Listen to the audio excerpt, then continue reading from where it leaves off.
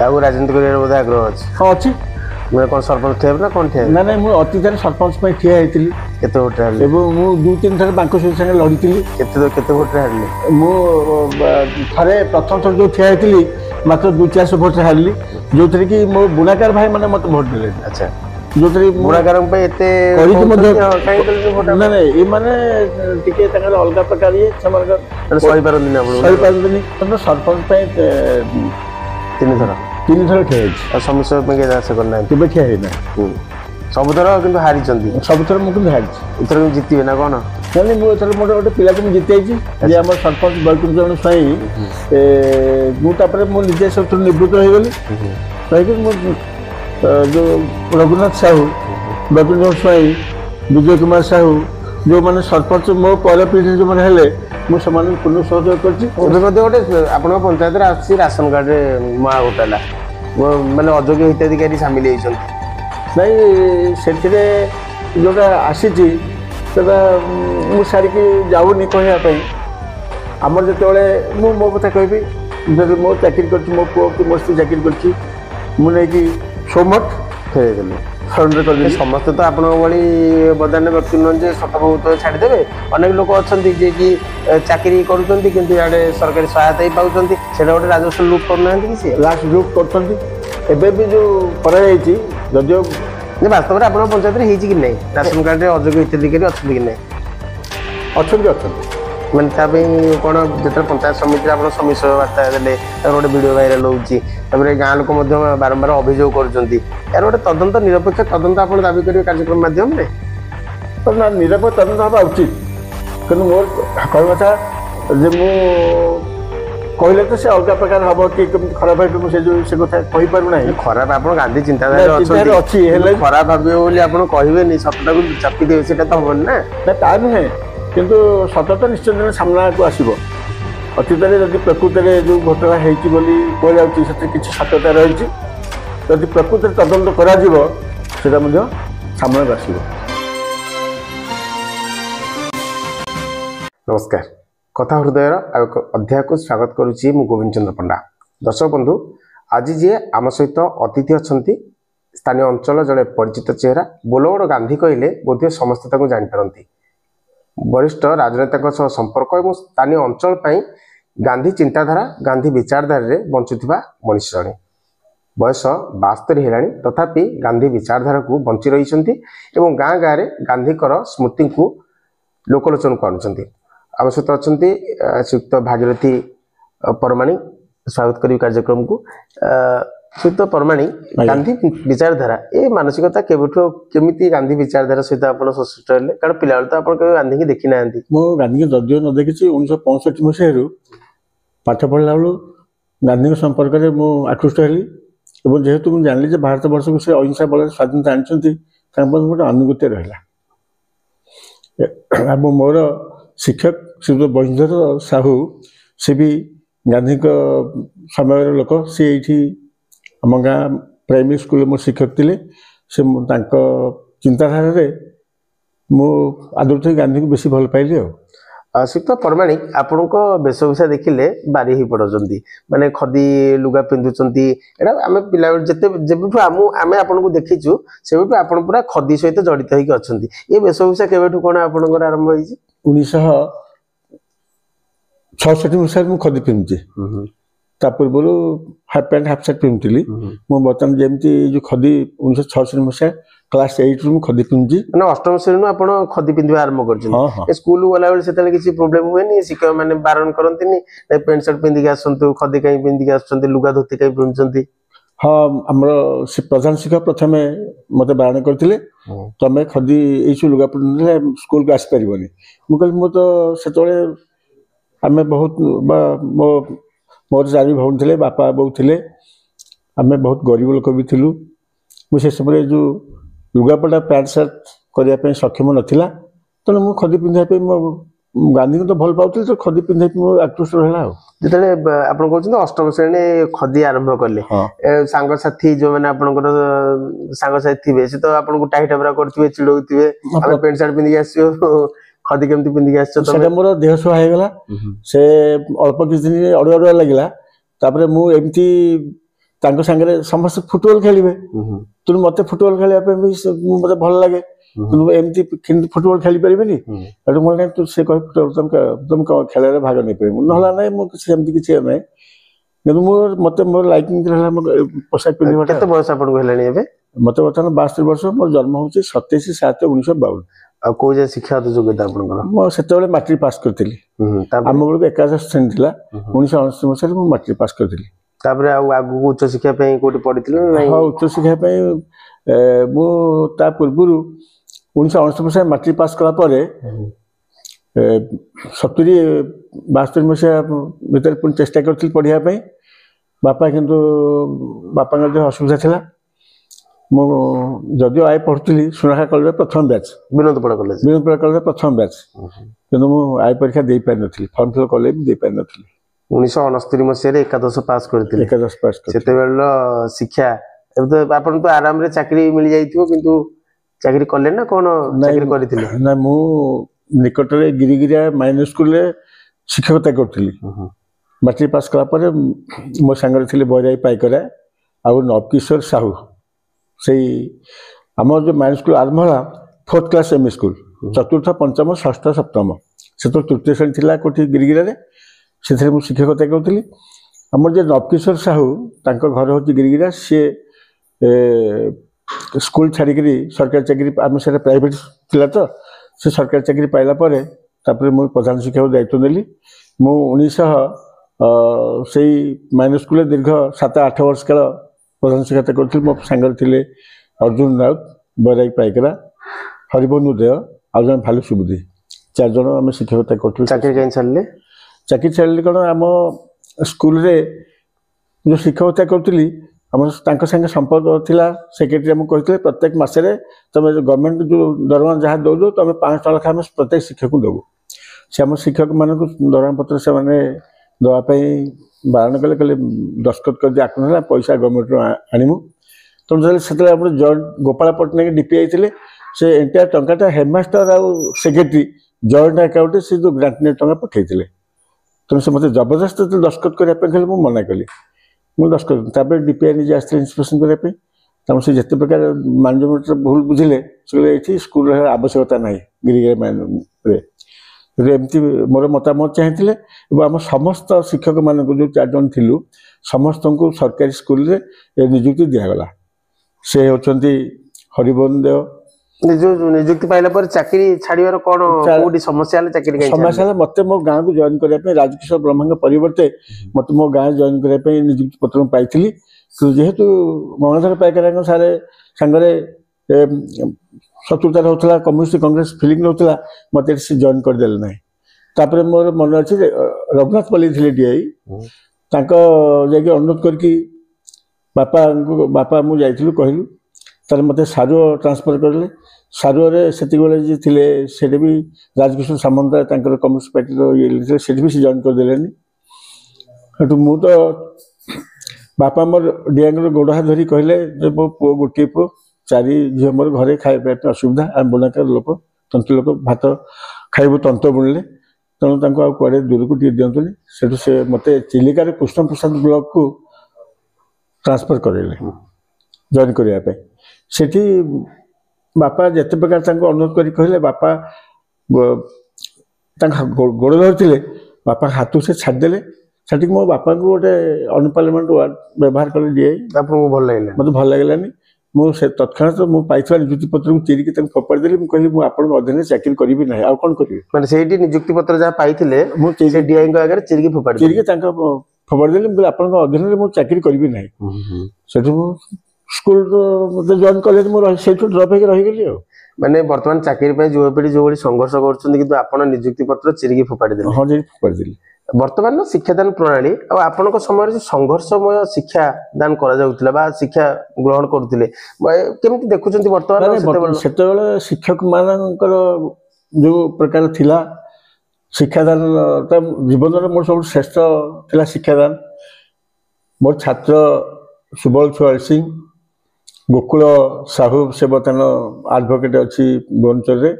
Subal ଛୁଆଳ Singh retired ହେଇଗଲେଣି headmaster post ଥାଇକିରି ସେମାନେ ସେତେବେଳେ ଆମ କଥା ମାନୁଥିଲେ ଏବଂ ଶିକ୍ଷକ ଗୁରୁଙ୍କ ସମ୍ପର୍କ ଭଲ ଥିଲା। ବର୍ତ୍ତମାନ ଶିକ୍ଷକ ଚିନ୍ତାଧାରା ଶିକ୍ଷକ ମାନଙ୍କୁ ପିଲାମାନଙ୍କର ଖାତିର କରୁନାହାନ୍ତି, ଏସବୁ ଜିନିଷ ହଉଛି ଅଲଗା। ତାପରେ ତ ମୁଁ ସେ ଲାଇନରୁ ବିରକ୍ତ ହେଇଗଲି, ମତେ କିନ୍ତୁ ଭଲ ଲାଗିଲାନି। କିନ୍ତୁ ମୁଁ ଚାହୁଁଥିଲି କେମିତି ଶିକ୍ଷକତା କରିବା ପାଇଁ, ମତେ ଭଗବାନ ସାଥ ଦେଲେନି। ଅଚ୍ୟୁତ ପରମାଣି ଗାନ୍ଧୀ ବିଚାରଧାରାରେ ଯାଇକି ଆପଣ ସ୍ଥାନୀୟ ଅଞ୍ଚଳ ପାଇଁ କଣ କଣ ପରିବର୍ତ୍ତନ କରିବାକୁ ଚିନ୍ତା କରିଛନ୍ତି? ମୁଁ ଯେତେବେଳେ ଚାକିରି ଛାଡ଼ିଦେଲି ତାପରେ ଚିନ୍ତା କଲି ଆମ ଗାଁରେ ଏଇଠି ବହୁତ ବୁଣାକାର 100-150 ବୁଣାକାର ପରିବାର ଅଛୁ। ସମସ୍ତଙ୍କର ଆମ ଗାଁରେ ଏବେ ବି 100 ତନ୍ତ ବି ଅଛି, ହସ୍ତତନ୍ତ। ତେଣୁ ସେମାନଙ୍କୁ ସଂଗଠିତ କରିକି ମୁଁ ଚେଷ୍ଟା କଲି ଗୋଟେ ସୋସାଇଟି କରିବା ପାଇଁ। ଏବଂ 1978 ମସିହା 1/3/1978 ଗୋପବନ୍ଧୁ ତନ୍ତୁବାୟ ସହଯୋଗ ସମିତି ନାମରେ ସୋସାଇଟି ଗଠନ କଲେ, ରେଜିଷ୍ଟ୍ରେସନ ହେଇଥିଲା। ଆଉ ନରେନ୍ଦ୍ର ଶତପଥୀ ସେତେବେଳଙ୍କ ଦ୍ୱାରା ରେଜିଷ୍ଟ୍ରେସନ କରାଯାଇଥିଲା। ଏବଂ ସେଇ ସୋସାଇଟିରେ ବର୍ତ୍ତମାନ ସୁଦ୍ଧା ମୁଁ ଜନସେବା କରି ଚାଲିଛି। ସେତେବେଳେ 90 ବୁଣାକାର ମାନଙ୍କୁ ପ୍ରତ୍ୟେକ ବୁଣାକାର ପରିବାରକୁ ନୂତନ ତନ୍ତ ଗୋଟେ ସେଟ୍, 2 ସେଟ୍ ବ, 2ଟା ପାନିଆ, 4ଟା ମାଙ୍କୁ, ନଳି 50, ବବିନ୍ 100-150, ପ୍ରତ୍ୟେକ ବୁଣାକାର 90 ଜଣ ପରିବାରଙ୍କୁ 1978 ମସିହାରେ ସରକାର ସହାୟତା ବଣ୍ଟନ କରାଯାଇଥିଲା। କଣ କଣ ସବୁ ଏଥିରେ ବୁଣା କରୁଥିଲେ? ସେତେବେଳେ ଖଦିନା ଆଉ କଣ କରୁଥିଲେ? ନା ଖଦି ସୂତା ତ ବୁଣା ହଉଥିଲା। ତାପରେ ଧୋତି, ଲୁଙ୍ଗି, ଶାଢ଼ୀ, ତାପରେ ଆମର ଗାମୁଛା, ଆଉ ଭଲ ଏପରିକି ଗୋଟେ ପଲିବସ୍ତ୍ର, ଆପଣ ଜାଣିଥିବେ ପଲିବସ୍ତ୍ର ସୂତାରେ ମଧ୍ୟ କାମ କରାହେଉଥିଲା। ପ୍ରଥମ ଆମ ଗାଁରେ ମୋ ଗାଁରେ 80ଟା ପଲିବସ୍ତ୍ର ଚାଲୁଥିଲା। ଏତେ ହ୍ୟୁଜ୍ ଆମାଉଣ୍ଟ ର ପଲିବସ୍ତ୍ର ବୁଣା ହେଉଥିଲା, ଯୋଉଟାକି ପ୍ରତ୍ୟେକ ମାସରେ ମୋତେ 2 ଥର ଭୁବନେଶ୍ୱର 407ରେ ନେଇକି ଯିବାକୁ ପଡ଼ୁଥିଲା। ଏବଂ ଶେଷରେ ଉତ୍ପାଦନ ଭଲ ଥିଲା, ବୁଣାକାରମାନଙ୍କୁ ସୁବିଧା ଭଲ ଥିଲା। ସେ ତତ୍ସଙ୍ଗେ ବୁଣାକାରମାନଙ୍କୁ ଘର ଯୋଗାଇବା ପାଇଁ ଆମ ଗାଁରେ ଅତୀତରେ 70-80 ବୁଣାକାର ପରିବାରଙ୍କୁ ବୁଣାକାର ଘର ବି ଦିଆଯାଇଛି। ଏବଂ ଚଳିତ ବର୍ଷ ପୁଣି ସରକାର ସ୍ଥିର କଲା ଯେ ଯେଉଁମାନଙ୍କୁ ବୁଣାକାର ଘର ପାଇଥିଲେ, ଆମର ଦାବି କରିଥିଲୁ ସେ ସ୍ଥାନରେ ରହିବା ପାଇଁ ଘର କରାହେଇଥିଲା, ଆମକୁ ପୁଣି ତନ୍ତଶାଳା ପାଇଁ ଗୋଟେ ଘର ଦିଆଯାଉ। ତେଣୁ ସେଥିପାଇଁ ସରକାର ଏଇ ବର୍ଷ ସେଟା ନୂଆକି ଆଡପ୍ଟ କରିଛନ୍ତି। ମୋ ଗାଁରେ ଏବେ 30 ଜଣ ବୁଣାକାର ପରିବାର ଏଇ ବର୍ଷ 1,20,000 ଟଙ୍କା ଲେଖା ସରକାର ସହାୟତା ପାଇ ଘର ନିର୍ମାଣ କାର୍ଯ୍ୟ ଚାଲିଛି। ସେଟା ଜାନୁଆରୀ ମାସ ଭିତରେ ବୋଧେ ପରିସମାପ୍ତି କରିବେ। ଅଚ୍ୟୁତ ପରମାଣି, ଗାନ୍ଧୀ ବିଚାରଧାରାକୁ ବର୍ତ୍ତମାନ ଯୁବପିଢି କେମିତି ଗ୍ରହଣ କରୁଛନ୍ତି ବୋଲି ଭାବୁଛନ୍ତି ଆପଣ? ନାଇଁ, ତଥାପି ଗାନ୍ଧୀଙ୍କ ପ୍ରତି ସାରା ଭାରତବର୍ଷ ପାଇଁ ବିଶ୍ୱ ଏବଂ ଆମ ଅଞ୍ଚଳରେ ମୁଁ ଦେଖୁଛି ସେ ଆନୁଗତ୍ୟ ରହିଛି। ଏବଂ ଗାନ୍ଧୀ ତ ହେଉଛନ୍ତି ଆମର ଜୀବନ। ତାଙ୍କ ମହାତ୍ମା ଗାନ୍ଧୀ ତାଙ୍କର ଯାହା କରିଯାଇଛନ୍ତି ଆମ ଦେଶ ପାଇଁ, ଆମ ରାଜ୍ୟ ପାଇଁ, ଏବଂ ଖାଲି ଆମ ଭାରତବର୍ଷରେ ନାହିଁ, ଓଡ଼ିଶାରେ ନାହିଁ, ପୃଥିବୀରେ ବି ଅହିଂସାର ପ୍ରତୀକ ହିସାବରେ ସେ ବର୍ତ୍ତମାନ ପୂଜା ପାଉଛନ୍ତି। ତେଣୁ ମୋତେ ତାଙ୍କ ଆଦର୍ଶଟା ଭାରି ଭଲ ଲାଗେ।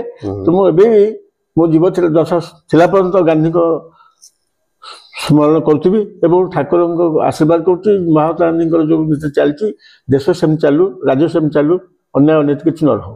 ବୋଲଗଡ଼କୁ ଆସିଥିଲେ, 3 ଦିନ ରହିଥିଲେ ମହାତ୍ମା ଗାନ୍ଧୀ।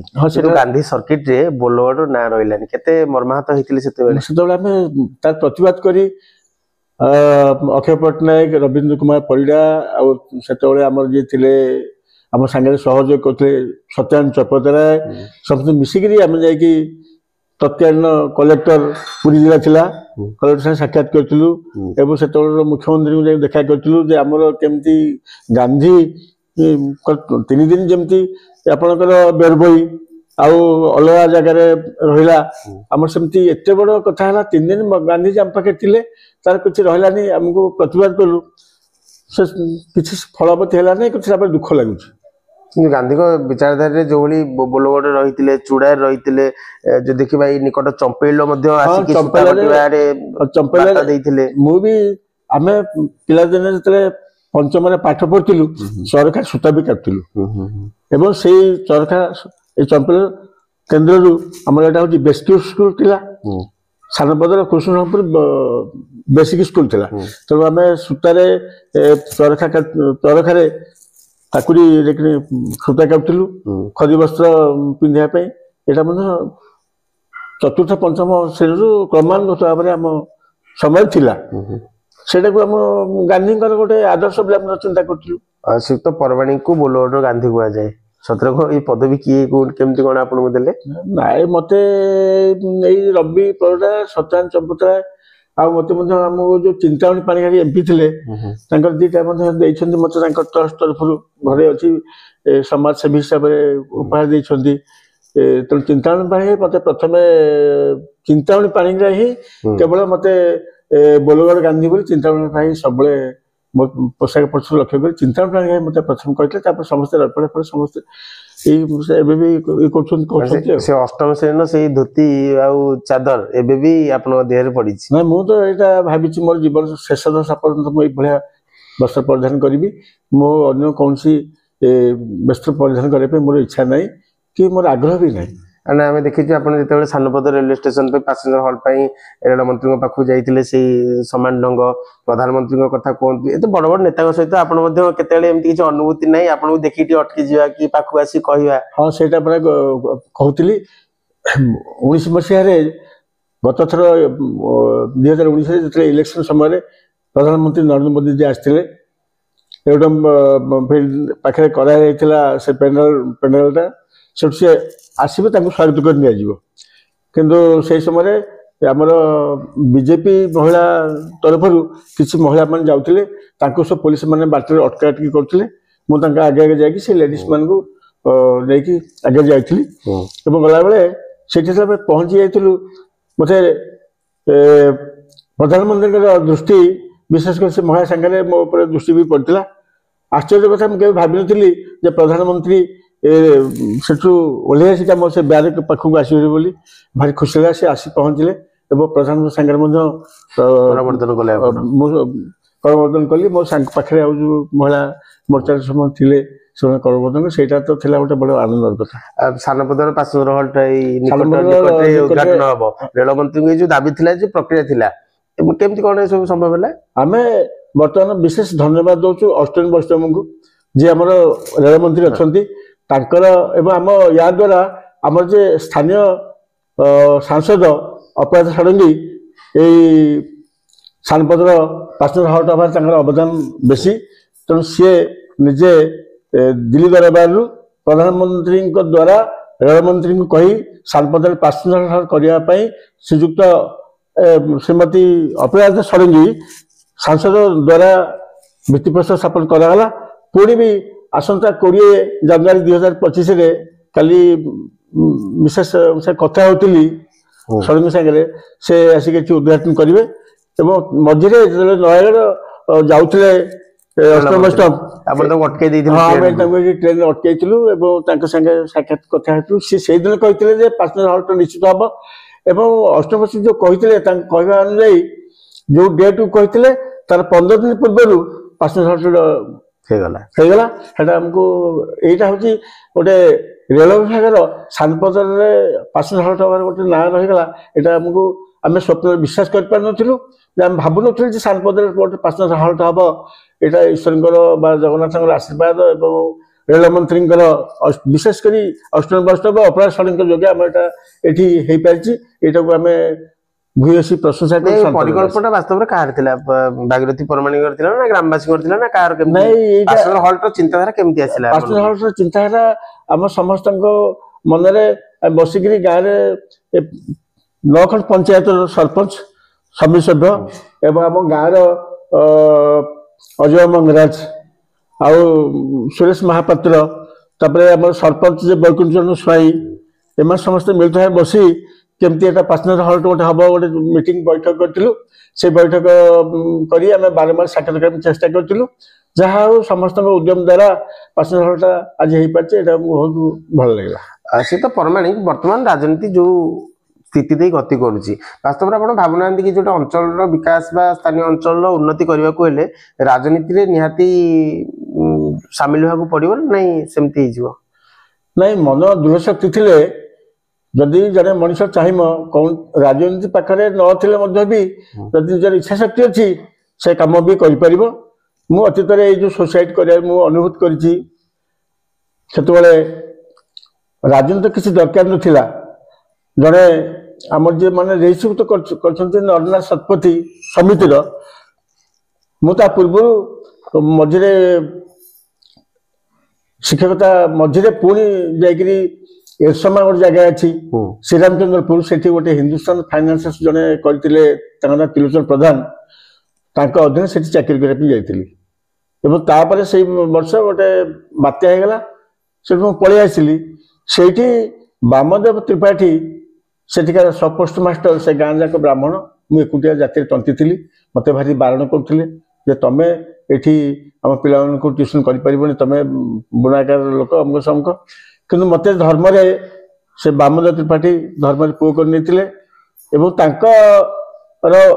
बड़ झीर ज्वाई होती नरनाथ शतपथी मु जानी नहीं से खोदारे एडिट अच्छा बोली बारंबार जो गलापर से कहले सांपद लोक भल लोक नुह से सोसाइटी हम ना आमको एमती बार प्रकार विचारित कर देते किंतु दिने आम जिद कलु मुझे जाइली गंगाधर नायक सुबल सिंह दैतारी नायक चंद्रशेखर नायक मु आम 5 जन आज निष्पत्ति नेलु से दिन थिला फेब्रुआरी मास 28 तारिख 1978 मसीहा कथा निष्पत्ति कलु जदि सोसाइटी न हम आम सार गोटे आलिमंद कर किसी आसबू जहा हो से ऑफिस फेरी आम जमती आपड़ी घरे बस से घरे क्वार्टर भितर बस थाए मुझे जानी नहीं जे मु जो झील को ट्यूशन करी स्त्री बोली किंतु बाहर बेलू से मुझे मो बापा भी जाते मु गोटे मोर ना से झील ना शांति मु गोटे शांति लेखा है गोटे सुनामुदी देती से जो मुदीटा कि निजे शतपथ पिंधि आउ जो सी आसी हठात गाली कले कहले तुम किए कहला बाहर बोले जी बोले सी आसो तुम सम्मान देख स्त्री को कान धरिक पलि से देखले मत से कांदी कांदी मुनिया मारे से कहले से मोर धर्मर भाई बड़ भाई आ जो मुद्रा से देखते आप हाथ में पिंधि हठात राग शांति हो गला एवं से कहले नना आज आप रुहतु मुझे आम तो सब तंती लोक आप घर केमती रहबू से कहले ना ना आप अतिथि से दिन आम घर रही 1/3/1978 मसीहा दिन ही से 90 जन बुढ़ांगा नहीं सोसाइटी रेजिस्ट्रेशन करते से तो चलीगले श्रीयुक्त नरनाथ शतपथी द्वारा ही सोसाइटी रेजिस्ट्रेशन होता अद्यावधि से सोसाइटी मु संपादक अच्छी एवं कार्य कर चलती बुणाकार मान सेवा कर चलती गांधी विचारधारा को आगू नबारे केते समस्या होनी परिवार एथरे बाधा दियंतिनी प्रतिबंधक हुए हाँ मते नहीं मते कि मो बापा उत्साह दियंती मोर बापा सब ये जो कहा कथा कौन अलग कथा कि मोर बापा उनको जोगु माजी दुखर को परिवेश पहुंची पार से मत बहुत साहय कर प्रत्येक क्षेत्र में जुआड़े गले मो सांग तंत्र बुणी अनेक लोग किसी आगे जाइए मु बापा सहयोग कर सकता कि मुझे एमती कौन मीटिंग पड़ो कड़े पड़ो जुआड़े सार जाए मत के अटकई ना अतीत बापा जो इंदिरा प्रधानमंत्री समय मुझे दिल्ली बापा मत छाड़ी देते बापा परामर्श मुझे पढ़ी दिल्ली मुझे छोटे थी कहीं बहुत वयस्क लोक शत्रुघ्न मानसिंह आम बेगुनियार हरिहर साहू अन्य अतीत से सब बहुत वयस्क लोक मु गोटे छोट पिला से सागर मुझे से बांदीपुर प्रधानमंत्री सागर उत्कल जो ओडिशा भवन साक्षात होता बहुत कुछ से तो परमाणिक आप 72 वर्ष पहुंचले 73 चलने अनेक विधायक को देखी अंचल विकास कथा जानते गंगाधर पाइकर सहित सामना सामने ही गोटे गाँव लड़े कर कांग्रेस चिंताधारा से समय राजनीति वर्तमान राजनीति केमती आप देखुं तुलना कर बर्तमान राजनीति बहुत शांति अच्छी एवं कौन सी विशृंखला ना अतीत गंगाधर पाइकर आम अंचल जी विरुद्ध बाहर दमन करने माड़ मारिबा ये सब कथा से करते रवि अटर शत्रुघ्न मानसिंह हरिहर साहू जो मन प्रतिवाद बाहर आम मो बापा इत्यादि समस्त पूरा स्ट्रक्चर करते तालिबानी शासन भाया दमन रखुले मुझे माट्रिक परीक्षा दे न पारि मत आम अगा साहू बगीचा भितर 5-7 जन आदिवासी लोक जगिकी रही हरिहर साहू चलीगले सत मुझे आज ନତମତ କହିପାରୁଛି ଯେତେବେଳେ ଆଦିବାସୀ ଲୋକମାନେ ମୋତେ ଘେରିକି ରଖିଛନ୍ତି 2 ଦିନ ହେଲା। ଏପ୍ରିଲ ମାସ 9 ତାରିଖ ନା 8 ତାରିଖ ମୋର ସେମିତି ତାରିଖଟା ମନେ ପଡୁନି। 1969 ମସିହାରେ ମାଟ୍ରିକ ପରୀକ୍ଷା ମୁଁ ଦେବି। ସେତେବେଳେ ମୁଁ ବନ୍ଦୀ ଥାଏ କୋଉଠି ଅଗାସାଙ୍ଗ ବଗିଚା ଭିତରେ, ବନ୍ଦୀ କରି ଆପଣ ରଖିଥିଲେ, ଘେରାବନ୍ଦୀ କରି ରଖିଥିଲେ। ଘେରାବନ୍ଦୀ କରି।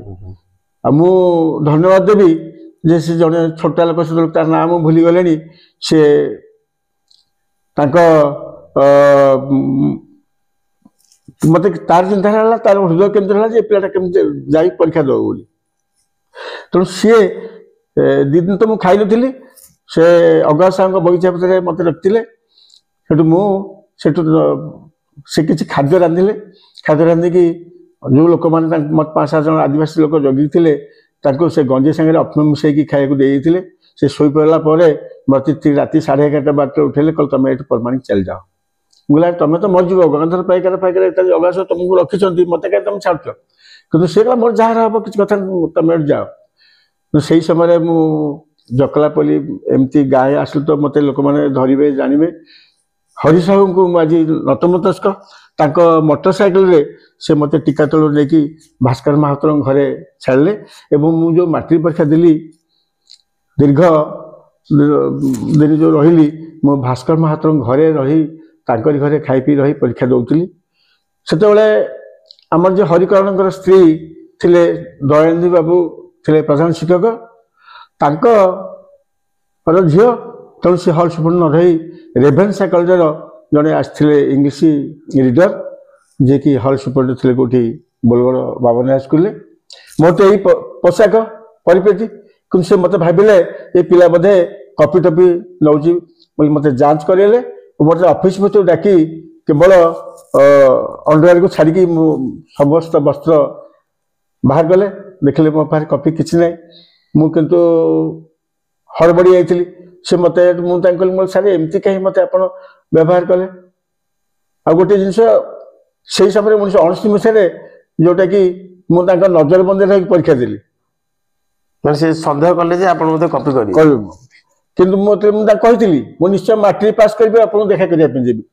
ଏବଂ ମୁଁ ମାଟ୍ରିକ ଯାହା ହଉ ମାଟ୍ରିକ ମୁଁ ପାସ୍ କଲି। ଡିଭିଜନ ପାସ୍ କଲେ? ମୁଁ ମୋର 2nd ଡିଭିଜନ ଥିଲା, ଆଉ ଅଳ୍ପ କିଛି ମାର୍କ କମିଯାଇଥିଲା ଫାର୍ଷ୍ଟ କ୍ଲାସରୁ।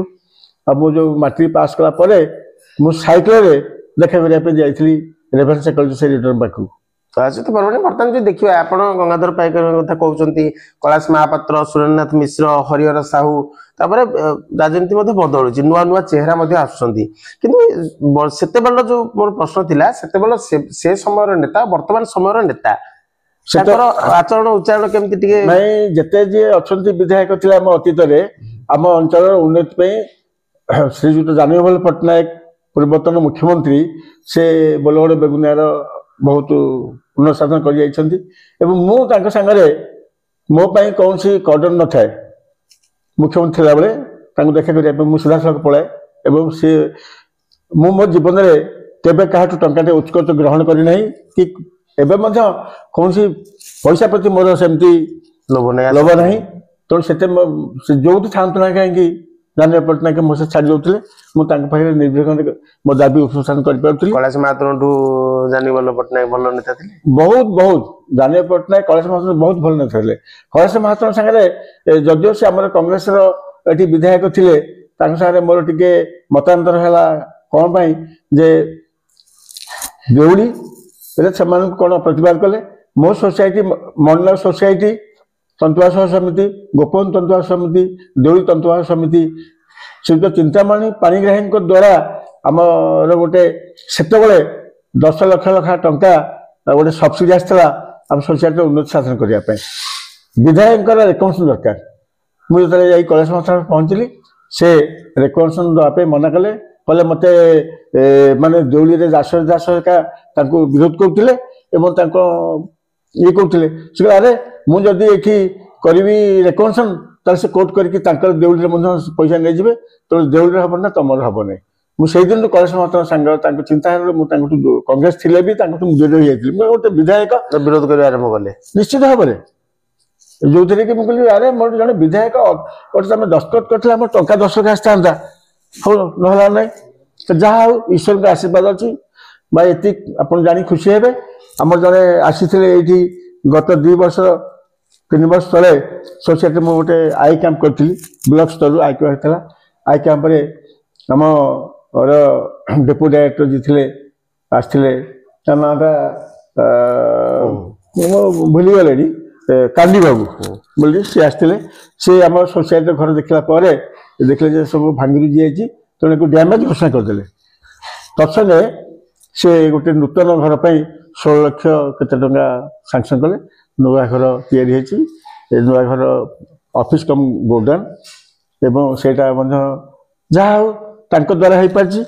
ଏବଂ ଆଜି ଯେଉଁ 30 ଲୋକ ଯେଉଁ ଘର ପାଇଛନ୍ତି, ଆମ ଏ ଘରର ଅବଦାନରେ ଆମର ଡେପୁଟି ଡାଇରେକ୍ଟର, ଆମର ଯିଏ ଅଛନ୍ତି ଏଡିଟି ଖୋର୍ଦ୍ଧା ପ୍ରକାଶ ଚନ୍ଦ୍ର ନାରାୟଣ ବିଶ୍ୱାଳ, ତାଙ୍କର ଅବଦାନ ବେଶୀ। ଏବଂ ଯେଉଁଟାକି ମୋ ଗାଁରେ ମୁଁ ଆଜି ଖୁସି ଯେ ଏ ବର୍ଷ ମୁଁ 30ଟା ବୁଣାକାରଙ୍କୁ ଘର ଯୋଗାଇ ପାରିଛି। କାହାକୁ ରାଜନୀତି କରିବାର ବୋଧେ ଆଗ୍ରହ ଅଛି? ହଁ ଅଛି। ମାନେ କ'ଣ ସରପଞ୍ଚ ଠିଆ ହେବେ ନା କ'ଣ ଠିଆ ହେବେ? ନାଇଁ ମୁଁ ଅତୀତରେ ସରପଞ୍ଚ ପାଇଁ ଠିଆ ହେଇଥିଲି। କେତେ ଭୋଟରେ ହାରିଲେ? ଏବଂ ମୁଁ 2-3 ଥର ବାଙ୍କସୁର ସାଙ୍ଗେ ଲଢିଥିଲି। କେତେ ଭୋଟରେ ହାରିଲେ? ମୁଁ ଥରେ ପ୍ରଥମ ଥର ଯୋଉ ଠିଆ ହେଇଥିଲି ମାତ୍ର 200-400 ଭୋଟରେ ହାରିଲି, ଯୋଉଥିରେ କି ମୋ ବୁଣାକାର ଭାଇ ମାନେ ମତେ ଭୋଟ ଦେଲେନି। ଆଚ୍ଛା, ଯୋଉଥିରେ ବୁଣାକାରଙ୍କ ପାଇଁ ଏତେ କରିକି ମଧ୍ୟ କାହିଁ ଦେଲେନି ଭୋଟ? ନାଇଁ ଏମାନେ ଟିକେ ତାଙ୍କର ଅଲଗା ପ୍ରକାର ସେମାନଙ୍କ ସହିପାରନ୍ତିନି ଆପଣ? ସହିପାରନ୍ତିନି। କେମିତି କ'ଣ ତାପରେ କେମିତି କ'ଣ ନିର୍ବାଚନ ମାନେ ପଞ୍ଚାୟତରେ କ'ଣ ହେଲା? ନାଇଁ ମୁଁ ପଞ୍ଚାୟତରେ କିଛି ହେଇପାରିଲିନି। କେତେଥର ଲଢିବାକୁ କେତେଥର ପ୍ରୟାସ କରିଥିଲି? ମୁଁ ଅନ୍ତତଃ ସରପଞ୍ଚ ପାଇଁ 3 ଥର ଠିଆ ହେଇଛି। ଆଉ ସମିଶ୍ର ପାଇଁ ଆଶା କରିନାହାନ୍ତି? କେବେ ଠିଆ ହେଇନାହିଁ। ସବୁଥର କିନ୍ତୁ ହାରିଛନ୍ତି? ସବୁଥର ମୁଁ କିନ୍ତୁ ହାରିଛି। ଏଥର କିନ୍ତୁ ଜିତିବେ ନା କ'ଣ? ନାଇଁ ମୁଁ ଏଥର ମୋର ଗୋଟେ ପିଲାକୁ ମୁଁ ଜିତେଇଛି, ଯେ ଆମର ସରପଞ୍ଚ ବୈକୁଣ୍ଠ ଚରଣ ସ୍ୱାଇଁ। ମୁଁ ତାପରେ ମୁଁ ନିଜେ ସବୁଥିରୁ ନିବୃତ୍ତ ହେଇଗଲି।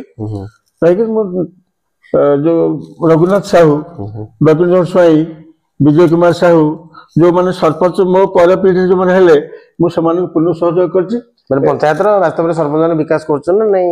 ହଁ, ନାଇଁ ପଞ୍ଚାୟତରେ ବର୍ତ୍ତମାନ ବିକାଶ କରୁଛନ୍ତି। ଏବଂ ଆମେ ବି ଯୋଉ ସରପଞ୍ଚ ବର୍ତ୍ତମାନ ବି ପାଇଛୁ, ବୈକୁଣ୍ଠ ସ୍ୱାଇଁ ବି ଜଣେ ଭଲ ସରପଞ୍ଚ। ସେ ମଧ୍ୟ ମୋରି ଭଳିଆ, ମୁଁ ଯେମିତି କୌଣସି ଲୋକଙ୍କ ଠାରୁ ଏବେ ବି ଆପଣଙ୍କ ସାମନେ ଏତିକି କହିପାରୁଛି ଗର୍ବର ସହ, ଏତେ ଲୋକଙ୍କୁ ଘର ଦିଆଗଲେ ମଧ୍ୟ ମୁଁ କାହାଠାରୁ କୌଣସି ପ୍ରକାର ଗୋଟିଏ ଲେସ୍ ମାତ୍ର ଉତ୍କର୍ଷ ଗ୍ରହଣ କରିବା ପାଇଁ ଚାହିଁନି କି ଚାହିଁ ନାହିଁ। ସରପଞ୍ଚଙ୍କୁ ସେଇ କଥା ମୁଁ କହିଛି ଯେ ଯୋଉ ଗାଁରେ ଇନ୍ଦିରାବାସ ହବ, ଯୋଉ ଘର ଦ୍ୱାରା କରାଯିବ, ତମେ ଅନୁକରଣ କରିଚାଲ। ଗୋଟେ ପୂର୍ବତନ ସରପଞ୍ଚ ନାଁରେ ଗୋଟେ ଆସିଲା ଦୁର୍ନୀତିର ଗନ୍ଧ, ଗାଁ ଲୋକ ବହୁତ ବିରୋଧ କଲେ। ଏବେ ମଧ୍ୟ ଗୋଟେ ଆପଣଙ୍କ ପଞ୍ଚାୟତରେ ଆସିଛି ରାସନ କାର୍ଡରେ ମା ଘୋଟାଲା, ମାନେ ଅଯୋଗ୍ୟ ହିତାଧିକାରୀ ସାମିଲ ହେଇଛନ୍ତି। ନାଇଁ ସେଥିରେ ଯୋଉଟା ଆସିଛି ସେଟା ମୁଁ ସାରିକି ଯାଉନି କହିବା ପାଇଁ। ଆମର ଯେତେବେଳେ ମୁଁ ମୋ କଥା କହିବି, ମୋ ଚାକିରି କରିଛି, ମୋ ପୁଅ କି ମୋ ସ୍ତ୍ରୀ ଚାକିରି କରିଛି, ମୁଁ ନେଇକି ସୋମଠ ଫେରେଇ ଦେଲେ, ସରେଣ୍ଡର କରିଦେଲି। ସମସ୍ତେ ତ ଆପଣଙ୍କ ଭଳି ବଦାନ୍ୟ ବ୍ୟକ୍ତି ନୁହନ୍ତି ଯେ ଶତପ୍ରଭୁତ୍ୱ ଛାଡିଦେବେ। ଅନେକ ଲୋକ ଅଛନ୍ତି ଯିଏ କି ଚାକିରି କରୁଛନ୍ତି କିନ୍ତୁ ଇଆଡେ ସରକାରୀ ସହାୟତା ହିଁ ପାଉଛନ୍ତି। ସେଟା ଗୋଟେ ରାଜସ୍ୱ ଲୁଟ୍ କରୁନାହାନ୍ତି କି? ସିଏ ଲୁଟ୍ କରୁଛନ୍ତି। ଏବେ ବି ଯୋଉ କରାଯାଇଛି, ଯଦିଓ ବାସ୍ତବରେ ଆପଣଙ୍କ ପଞ୍ଚାୟତରେ ହେଇଛି କି ନାହିଁ, ରାସନ କାର୍ଡରେ ଅଯୋଗ୍ୟ ହିତାଧିକାରୀ ଅଛନ୍ତି କି ନାହିଁ? ଅଛନ୍ତି।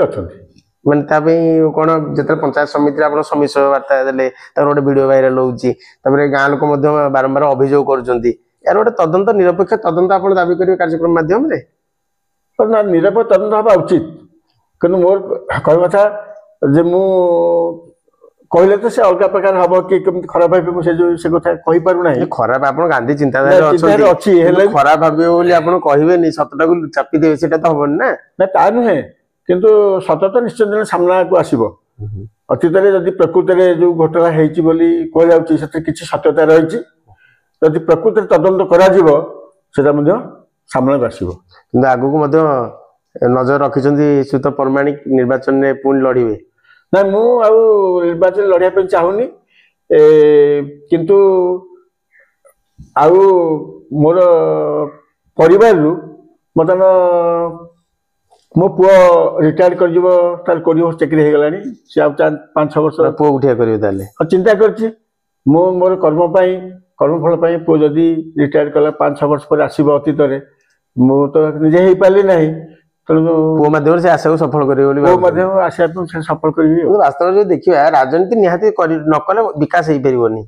ना गांधी चिंताधारा विकास हो पारिबो ना गांधी चिंताधारा विकास हो पारिबो किंतु बर्तमान ता संगे राजनीति ओतप्रोत जड़ित रहउची जो सरकार जे रहउछन तांका संगे न रहिले कौन से कार्य हो नहीं से दृष्टि अपन जे शासन को आले ता पाखरे अपन अछंती हां जे शासन को आसे तांका पाखे भी अछि बर्तमान आगामी लक्ष्य कौन ताल रखिछन जदि राजनीतिक इच्छा शक्ति आपनकर अछि पंचायत अनेक स्वप्न मते देखिथिबे अंचल पे अनेक स्वप्न देखिथिबे कोन स्वप्न देखिछन्ती मु चाहूची जे आम गाँ तो ये बर्तमान कृषि किसी कर पारि ना कृषि आम पंचायत रे किसी कर पारि ना जदि सरकार सहायता रे किसी बोरिंग पॉइंट हो पारि कृषि सहायता सरकार सब दौरान गोटे प्याज को उठा जलसेचन सोलार पैनल जलसेचन विभिन्न प्रकार चाषी जोगे दौरान होची किंतु बर्तमान अतीत आम जाना शुणा पाऊँ गोटे वृत्तंग जलसेचन योजना आसो बोली बहुत पूर्व प्रकल्प से मो पिला दिन शुणी शुणी आसुच्छी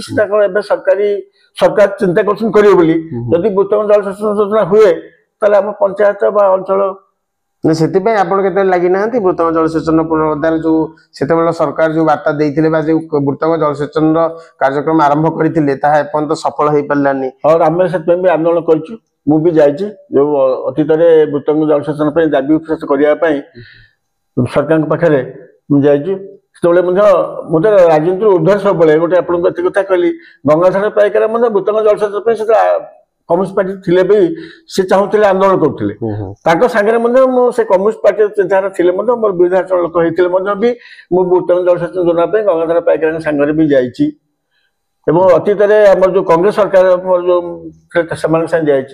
एबे भी जो सरकार बीजेपी सरकार हाँ तो ना कहीं सरकार को मुझे निवेदन कर चाहूँ कौन सी प्रकार वृत्तंग जलसेचन योजना यदि कर आम अंचल आम दुख केंद्र में बीजेपी सरकार राज्य में बीजेपी सरकार किंतु बेगुनिया बोलवट बीजेपी विधायक विकास हम ना नहीं विकास गाड़ी अटक जीव ना नहीं विकास हम निश्चित भाव में प्रदीप साहू बोलवड़ बेगुनियार 47,800 केते भोट जीति आप हारी हारी जीति एथर ना हारी हारी जीति किंतु प्रदीप बाबू होती जड़े उत्तम व्यक्तित्व लोक से बीजेपी से लड़िक आम अंचल उन्नति करने निश्चित भाव चेष्टा करेंगे एक चिंताधारा मोर विश्वास भी अच्छी निश्चित भाव दीर्घ समय आलोचना श्रीयुक्त भागीरथी परमाणी किभली गांधी चिंताधारा समाज संस्कार आनी वर्तमान युवपीढ़ी किभली गांधी चिंताधारा सामिल होगापी वार्ता देवा सह पंचायतर विकास क्षेत्र में सबू राजनीतिक दल सह समभावपन्न रही काम करने को वार्ता देइछन्ति। दर्शक बंधु आम कार्यक्रम आपको भल लगुले आमको फॉलो लाइक और सब्सक्राइब करने को भूलिए नहीं। रहुछि नमस्कार।